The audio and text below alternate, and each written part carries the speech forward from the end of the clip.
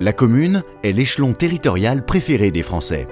Que l'on habite un village, une ville, une campagne, une station balnéaire, une vallée, un quartier chic ou populaire, on habite une commune.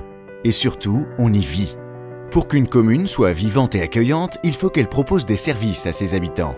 Et pour financer ces services, comme les salles de sport, les écoles, l'entretien des routes, l'état civil par exemple, les communes bénéficient de ressources financières issues d'une part des impôts collectés auprès des habitants et d'autre part des dotations versées par l'État.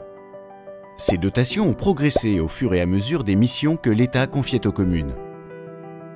Jusqu'à présent, l'équilibre entre ces transferts de responsabilités et leur financement par l'État était à peu près respecté.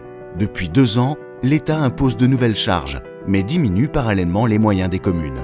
C'est le cas avec la réforme des rythmes scolaires de 2013 qui a engendré pour la plupart des communes des dépenses supplémentaires importantes avec la nécessité de recruter du personnel pour encadrer les temps d'activité périscolaire.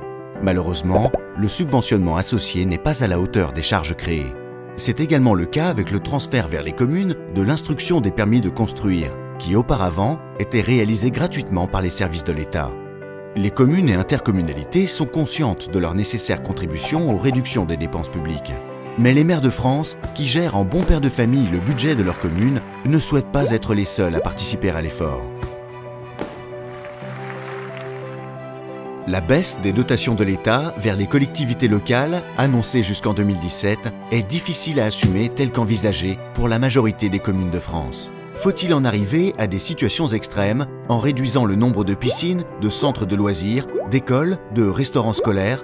Parce que l'on ne pourra plus assumer l'entretien ou les salaires des employés. Ce sont 30% des dotations de l'État qui vont disparaître dans les prochaines années. Si l'État ne revoit pas son projet, en échelonnant à plus long terme la réduction de ces dotations et en trouvant des solutions, les communes n'auront pas d'autre choix que d'augmenter considérablement leurs taux d'impôts locaux ou diminuer fortement leurs services. C'est impossible. L'Association des maires dénonce cet état de fait.